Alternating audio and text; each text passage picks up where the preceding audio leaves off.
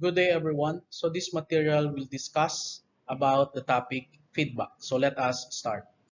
Here are the objectives.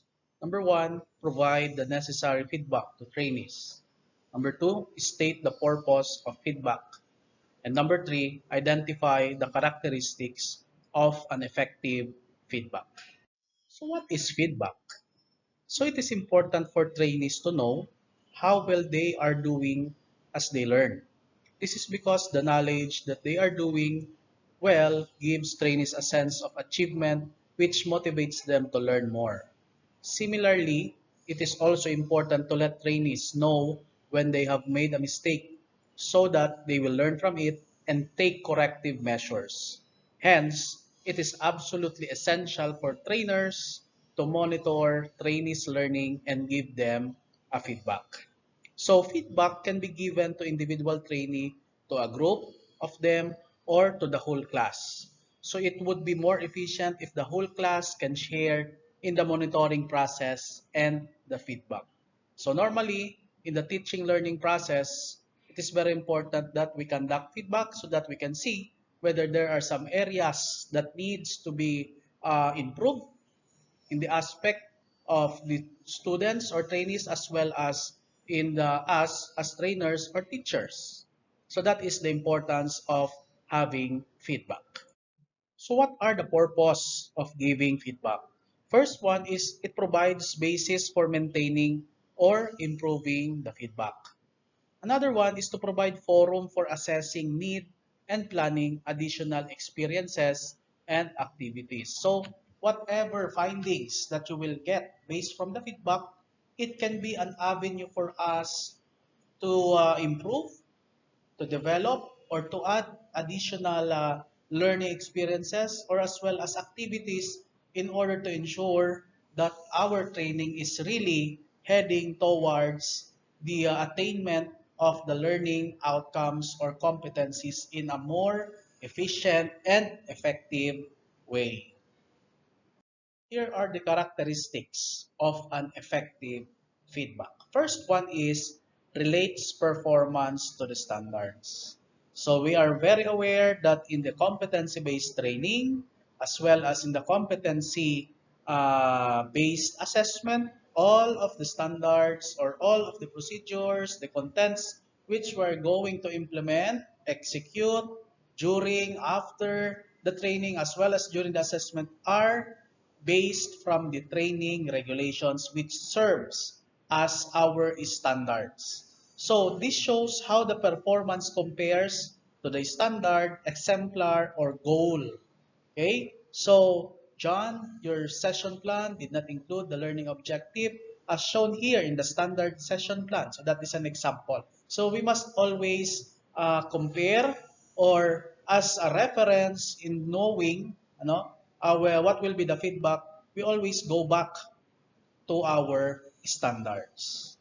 Another characteristic is it relates performance to strategies.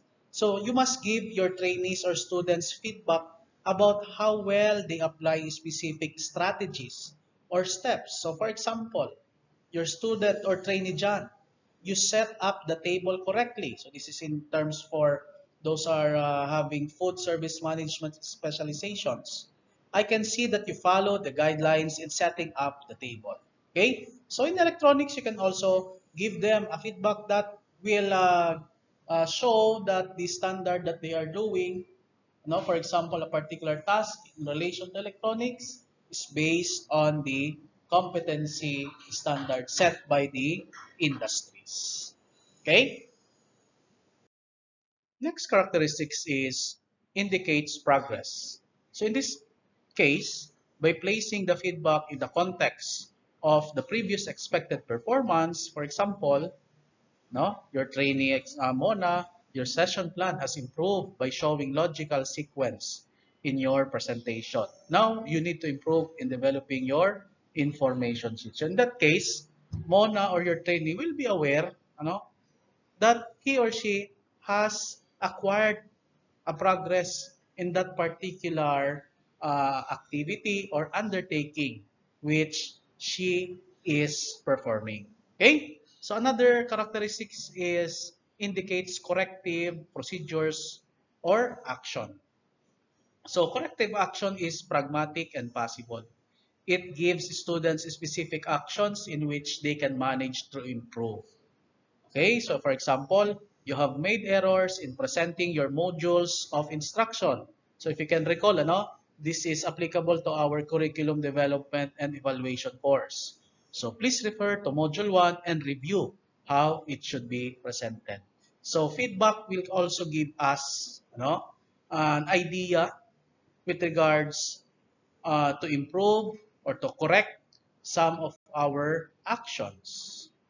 Okay, so that is one of the importance and characteristic of feedback.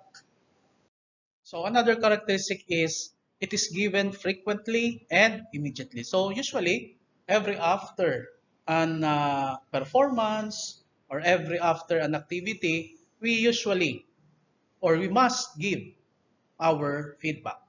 So to provide more frequent immediate feedback, so this is when you develop or select activities with built-in opportunities for feedback. Go around to monitor individual work, making comments to trainees' performance. So for example, while they are doing some of the job sheets or task sheets, for example, in the laboratory, you can go around, visit them, and observe. And you can also give comments while they are doing the performance. Provide examples and directions to trainees so that they can self-assess. Use examples of ongoing trainees' work to show all trainees mistakes and corrections. So especially during laboratory works, if there are particular students who really performs well, it can serve as a role model for the rest of the class in order to avoid if there are some errors that might occur or might be encountered by our other trainees, so that they will be guided. Use techniques during discussion to monitor the progress of all learners. Another is feedback is specific and descriptive. So if your feedback is not specific and descriptive, it will not be helpful to the trainee. So it will only communicate a sense of goodness or badness to the performance of learners. So we see to it that when we give feedback, it must really be specific towards that particular action or activity the trainee is performing or has performed. For example, Mario, I want the way you develop your information sheet because it is very informative. Okay, just like that. Another characteristic is focuses on key errors. So this is best to determine what the most significant error is or what changes will be most helpful to the learner. So as I've said, one of the advantage or importance of giving feedback is in order to correct errors or mistakes that had been encountered by our trainees, so that it will be corrected in the future trainings. Okay? So another characteristics is focuses on effort attribution. So effort attributions are helpful because they help establish a positive self-efficiency that communicate an ability to do work successfully. So it is specifically important for low-performing trainees. Too often, these participants develop attribution that they are successful for some external reason. So for example, baka may mga trainees dyan na mag-isip, ay, nakuha niya lang to because naswertehan niya or because since the activity was done in groups dahil ngayon sa groupmates or co-trainees assistants. Okay? So those are some of the characteristics of feedback. So here are the guidelines in giving constructive feedback. So it is said, that when we give feedback, it must be specific, descriptive, and of course, constructive. So hindi naman yung pwedeng magbibigay tayo ng feedback in order to have a low moral impact to the student, but rather we give feedback to improve, and correct mistakes, that had been encountered during the particular undertaking.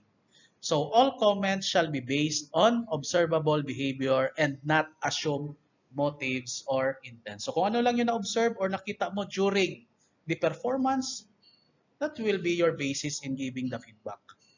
Positive comments should be made first in order to give the trainees confidence and gain his or her attention.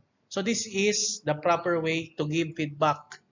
No? Kahit dyan sa mga students nyo, sa future students nyo, when we give feedback, you should always start with the positive first. Okay? For example, if he or she has finished the task, so i-praise muna natin siya.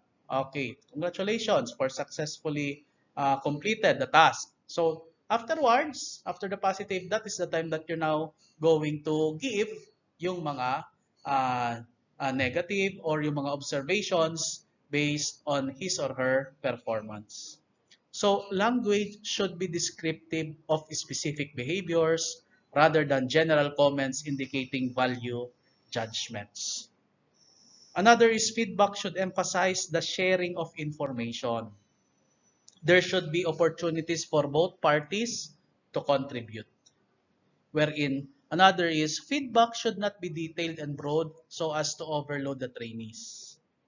Okay? So feedback should deal with behaviors the trainees can control and change. And feedback requires the ability to tolerate the feeling of discomfort. So those are just some of the guidelines that will help us, to really ensure that when we give feedback, it is constructive, specific, and descriptive towards our trainees. So we also have praise. Na-mention na natin kanina that we give first the positive feedback, before we give them the observation or the findings based on their performance. So praise is a type of feedback that is very helpful to the trainee when it draws attention to the trainee's progress and performance in relation to standards. So take note, when we give feedback, we always relate it towards the standard for that particular qualification. So our basis will be the competency-based curriculum or even the training regulations. So as trainer, we should often use praise to our trainee's performance so that he or she will be motivated to do the activities consistently and with quality. Okay? Kasi baka mamaya nasobrahan mo naman sa feedback, later on, na-demoralize na and yun, naging unmotivated na yung trainee natin. Instead na mag-improve pa, baka nawala na ng gana. So dapat everything should be in balance. No? So that is for the praise. So here are the do's and don'ts of effective praise. So focus on specific accomplishment. Okay, kung ano yung task na ginawa, yan yung focus natin. Attribute success to effort and ability. Praise spontaneously. Refer to prior achievement. Individualize and use variety. Give praise immediately, no? Especially after every training or task sheet or job sheet they perform. Praise correct strategies leading to success. Praise accurately with credibility. Praise privately, no? And focus on the progress. For the don'ts, focus on general or global achievement. So dapat doon tayo sa specific lang, no? Attribute success to luck or other self. So sabi nga natin kanina, you should not give praise na sasabihin mo lang na it is just because of his or her group mates, for example. And praise predictably. Ignore prior achievement. Give the same praise to all students. Give praise much later. So ito yung mga ipiprevent natin. Ignore strategies. Praise for underperformance. So praise publicly. So dapat privately siya. And don't focus solely on current performance. Okay? So please be reminded of these do's and don'ts in giving effective praise. Okay? That ends the presentation about feedback. For your task sheet number 7, answer each questions briefly and responsibly. So thank you so much for joining me and listening to this very short and informative material. I hope that you have learned something again to this presented material. So this is Sir Don saying thank you, good day, God bless, and keep safe always.